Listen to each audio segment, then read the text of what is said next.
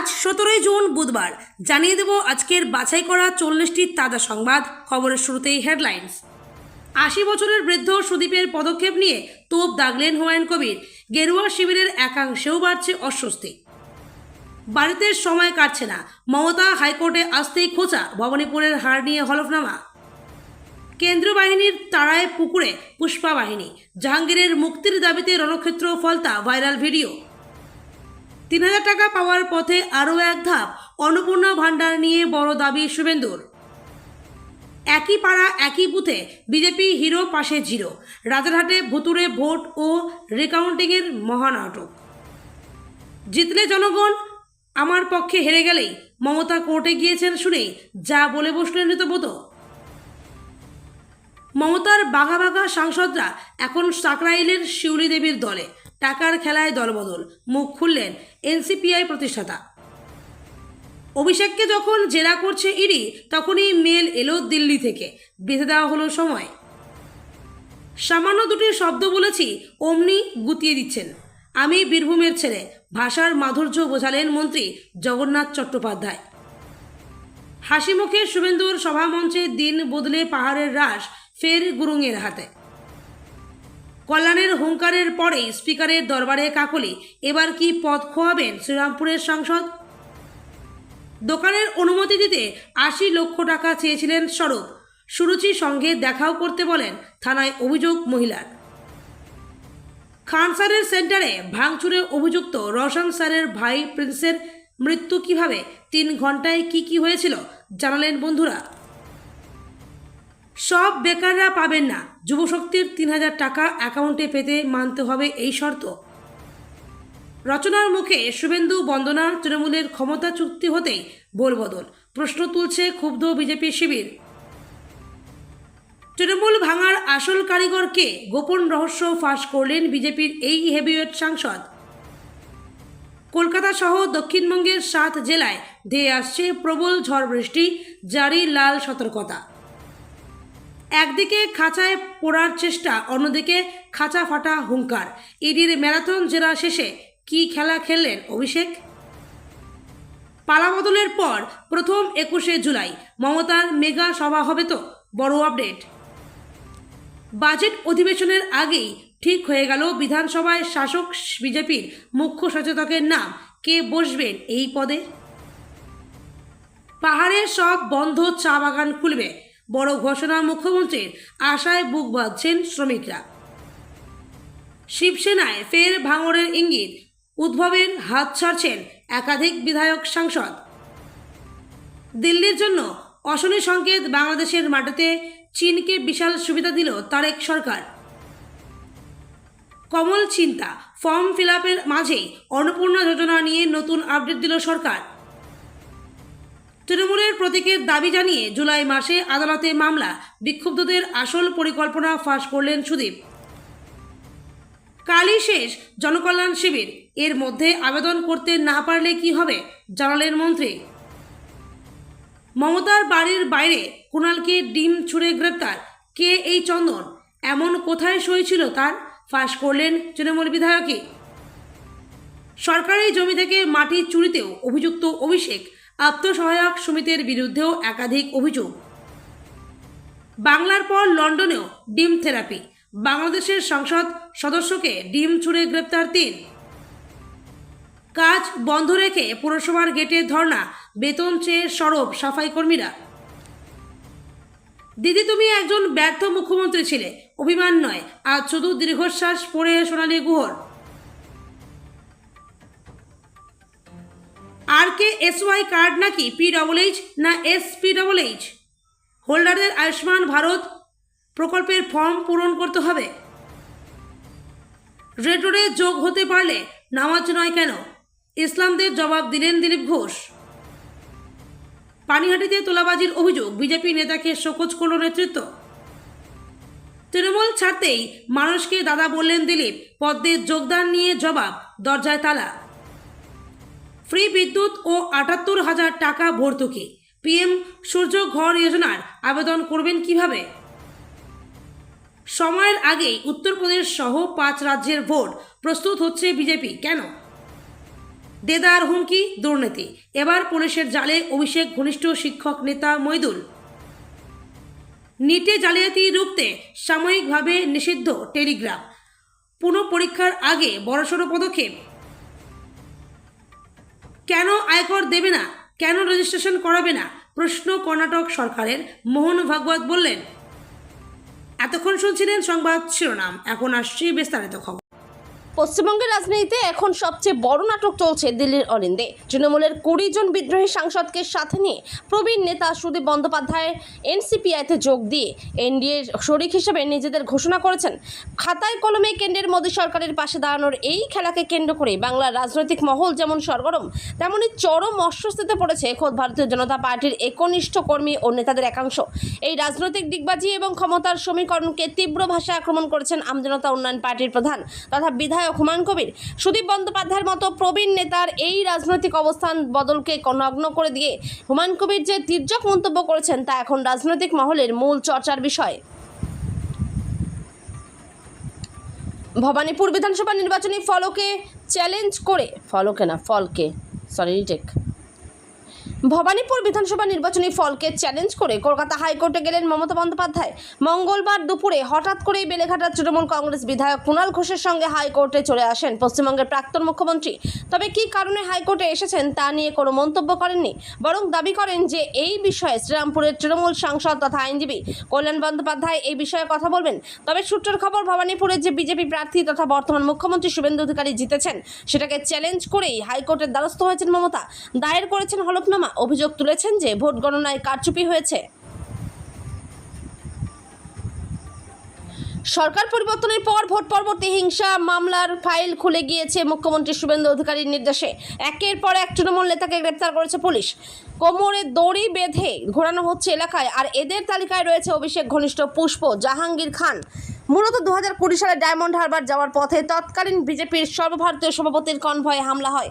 সেই হামলার ঘটনায় এফআইআরে যুক্ত ছিলেন জাহাঙ্গীর খান। এফআইআর হলেও তদন্ত ঠিকমতো হয়নি বলে জানিয়েছিল পুলিশ। সেই সময় তদন্ত ঠিকমতো না হওয়ায় ছাড় পেয়ে যান জাহাঙ্গীর সহ অন্যান্য অভিযুক্তরা। কিন্তু এবার আর রেহাই নেই, পুলিশের হাতে গ্রেপ্তার হন জাহাঙ্গীর খান। অন্নপূর্ণা ভান্ডার প্রকল্প নিয়ে বড় আপডেট দিলেন শুভেন্দু অধিকারী। তার দাবি, এখন পর্যন্ত 1,03,00,000-এরও বেশি অ্যাকাউন্টের যাচাই প্রক্রিয়া সম্পন্ন হয়েছে। মুখ্যমন্ত্রী শুভেন্দু অধিকারী এদিন মঞ্চ থেকে পাহাড়ের সমস্ত মহিলাদের দ্রুত অন্নপূর্ণা যোজনায় নাম নথিভুক্ত করার আহ্বান জানান। তিনি স্পষ্ট জানিয়ে দেন, পাহাড়ের প্রতিটি বাড়িতে গিয়ে ফর্ম ফিল আপ করা হবে, আর সেই কারণে যাবে সরকারি কর্মীরা। তিনি জানান, উত্তরবঙ্গের ব্যাপক উন্নয়নেই তার প্রধান লক্ষ্য। পাহাড়বাসীর কথা মাথায় রেখে বিশেষ ব্যবস্থা নেওয়া হয়েছে। মুখ্যমন্ত্রী জানান, মহিলাদের পছন্দের ভাষায় ফর্ম পূরণ করা যাবে। ভাষার যাতে কোনো মহিলার প্রকল্প পাওয়ার পথে বাধা না হয় সেটা নিশ্চিত করা হবে।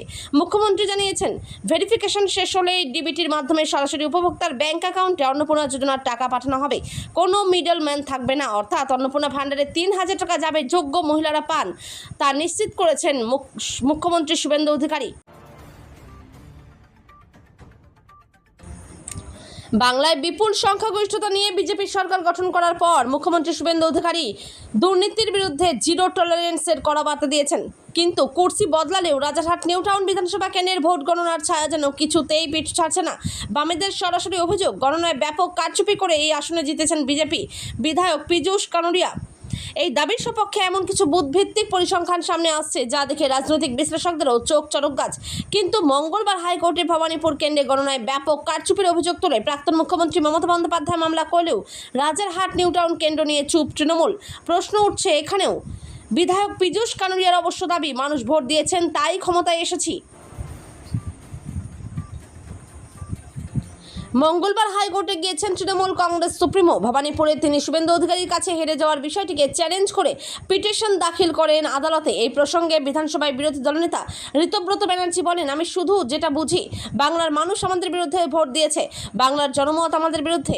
সংসদীয় গণতন্ত্রে আমি যখন জিতব তখন জনগণ আমার পক্ষে, আমি হেরে গেলে জনগণ আমার বিরুদ্ধে। সব চুরি হয়ে গিয়েছে, লোট হয়ে গেছে, এটা মানুষ ভালোভাবে নেয় না। মানুষ রায় দিয়েছেন, মানুষের রায় মাথা পেতে নিতে হবে, মাথা পেতেই মানুষের কাছে যেতে হবে। পশ্চিমবঙ্গের রাজনৈতিক সমীকরণ এক লহমায় ওলটপালট। একদিকে যখন রাজ্যে ঋতব্রত বন্দ্যোপাধ্যায়ের নেতৃত্বে আসল তৃণমূল তৈরি হয়ে মমতা বন্দ্যোপাধ্যায়ের মূল দলকে ভেঙে খান খান করে দিয়েছে, ঠিক তখনই দিল্লিতেও ধস নেমেছে ঘাসফুল শিবিরে। খড়কুটোর মতো উড়ে গিয়েছে জোড়াফুলের সংসদীয় দল। লোকসভার স্পিকার ওম বিড়লার কাছে চিঠি দিয়ে তৃণমূলের 20 জন বাঘা সাংসদ জানিয়ে দিয়েছেন তারা মমতা বন্দ্যোপাধ্যায়ের সঙ্গ ছেড়ে যোগ দিয়েছেন এনসিপিআই দলে। অখ্যাত এই দলটির প্রতিষ্ঠা কিন্তু বাংলাতেই। হাওড়ার সাকরাইলের ছোট্ট গ্রামে রয়েছে এই দলের সদর কার্যালয়। সেই কার্যালয়ে পৌঁছে গিয়েছিল ইন্ডিয়ান এক্সপ্রেস বাংলা। দলটির প্রতিষ্ঠাতা শিউলি কুণ্ডুর সঙ্গে দীর্ঘ আলাপচারিতায় উঠে এলো নানা অজানা সব কথা। তৃণমূলের হেভিওয়েট সাংসদরা মমতা অভিষেকের সঙ্গ ছেড়ে কোন পথে এই অনামী অখ্যাত দলটিতে নাম লেখালেন, দীর্ঘ সাক্ষাৎকারে সেই সব বর্ণনা দিয়েছেন শিউলি দেবী। রবিবার অভিষেক ব্যানার্জি চিঠি দিয়েছিলেন লোকসভার স্পিকারকে। সেই চিঠি স্পিকারের কাছে পৌঁছে দেন সাগরিকা ঘোষ, কীর্তি আজাদ। ঠিক তার পরের দিন নিয়োগ দুর্নীতি মামলায় অভিষেককে তলব করে ইডি। যখন অভিষেককে জিজ্ঞাসাবাদ করছে কেন্দ্রীয় তদন্তকারী সংস্থা, তখনই মেল আসে দিল্লি থেকে। যেভাবে ঘটেছে ঘটনাবলী, দুপুর 2টায় স্পিকারের কার্যালয় থেকে অভিষেক ব্যানার্জিকে একটি চিঠি পাঠানো হয়। দুপুর 2:10 স্পিকারের কার্যালয় থেকে কীর্তি আজাদকে ফোন করে জানতে চাওয়া হয় যে অভিষেক ব্যানার্জি বিকেল 4টার মধ্যে এসে দেখা করতে পারবেন কিনা। এরপরই কীর্তি আজাদ একটি মেল পাঠান। কীর্তি আজাদ বিকেলে 3:30টার দিকে স্পিকারের সঙ্গে দেখা করেন। অন্যদিকে টানা 11 ঘন্টা জিজ্ঞাসাবাদের পর বাড়ি ফেরেন অভিষেক।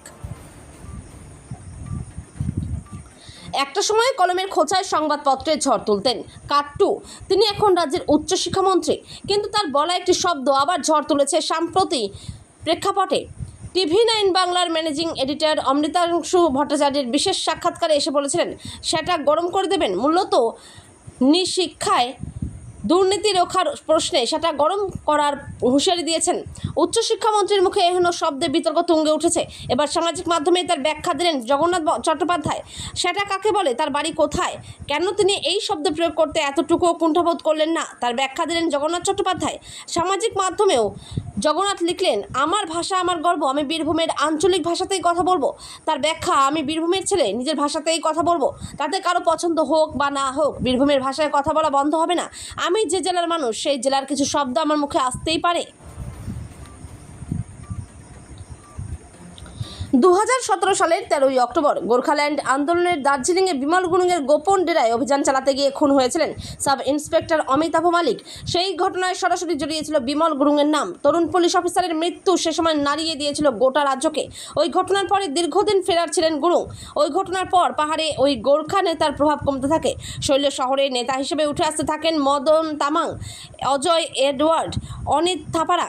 পাহাড়ে রাজনীতির সমীকরণ বদলায়। প্রশ্ন ছিল, তাহলে কি পাহাড়ে বিমল গুরুং ইতিহাস হয়ে গেলেন? যদিও এই সময়ের মধ্যে তিস্তা দিয়ে বয়ে গিয়েছে বহু জল, সময়ের চাকাও ঘোরে, ফের পাহাড়ের রাজনীতিতে দেখা যায় বিমল গুরুংকে। লোকসভা নির্বাচনের পর থেকেই বাংলার রাজনীতিতে একের পর এক নাটকীয় মোড় দেখা যাচ্ছে। তবে এবার যা ঘটলো তা এক কথায় নজিরবিহীন। আপাত দৃষ্টিতে যা কেবল তৃণমূলের অন্দরের ক্ষোভ বা দলবদল বলে মনে হচ্ছিল, তা এবার সরাসরি দিল্লির সংসদ ভবনে এক মারাত্মক আইনি লড়াইয়ের রূপ নিল।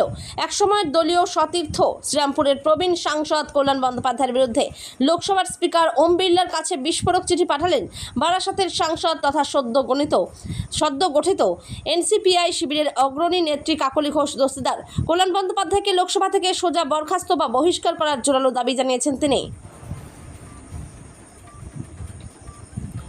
দোকানের অনুমতি দিতে 80 লক্ষ টাকা চেয়েছিলেন স্বরূপ। সুরুচির সঙ্গে দেখা করতেও বলেন। থানায় অভিযোগ মহিলা জানিয়েছেন 2025 সালের ফেব্রুয়ারিতে তিনি নিউ আলিপুরের রাস্তায় একটি দোকান করার কথা ভেবেছিলেন। সেজন্য প্রথমে তিনি কলকাতা পৌরসভার 81 নম্বর ওয়ার্ডের কাউন্সিলর জুয়ের সঙ্গে কথা বলতে গিয়েছিলেন।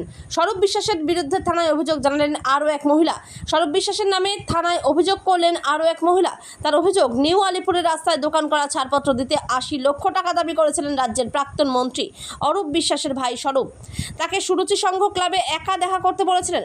দোকান করার আবেদন জানিয়ে তিনি প্রথম দ্বারস্থ হয়েছিলেন স্বরূপের স্ত্রী তথা কাউন্সিলর জুই বিশ্বাসের কাছে। তিনিই তাকে স্বরূপের কাছে যেতে বলেছিলেন বলে অভিযোগ। প্রিন্সের এক বন্ধুর দাবি তারা সকলে একসঙ্গে হোটেলে ছিলেন। প্রিন্স খাবার খান, তারপর ওষুধ খেয়ে শুয়ে পড়েছিলেন। ওই বন্ধুর দাবি প্রিন্স শুয়ে পড়ার পর তারা যে যার মতো ঘরে চলে যান। পাটনায় খানসারের কোচিং সেন্টারে ভাঙচুর ঘটনার অভিযুক্ত শিক্ষক রৌশন আনন্দের ভাই প্রিন্সের মৃত্যু কিভাবে তা নিয়ে মুখ খুললেন বন্ধুরা। তাদের সঙ্গে নেপালে ঘুরতে গিয়েছিলেন প্রিন্স, সেখানেই মৃত্যু হয় তার। খানসার এবং রৌশন স্যারের সম্প্রতি অশান্তির ঘটনার খবর, প্রিন্সের দেহ উদ্ধার হওয়ায় রহস্য আরও বেড়েছে। এর মধ্যেই খানের বিরুদ্ধে ভাইকে খুনের অভিযোগ তুলেছেন রৌশন স্যার। মৃত্যু না খুন এই নিয়ে যখন জোর চর্চা চলছে, প্রিন্সের সঙ্গে ঘুরতে যাওয়া বন্ধুরা কিন্তু অন্য দাবি করেছেন। বিজেপির 26-এর ইস্তাহারের ঘোষণা অনুযায়ী রাজ্যের বেকার যুবক যুবতীদের জন্য সরকার আনবে যুবশক্তি প্রকল্প।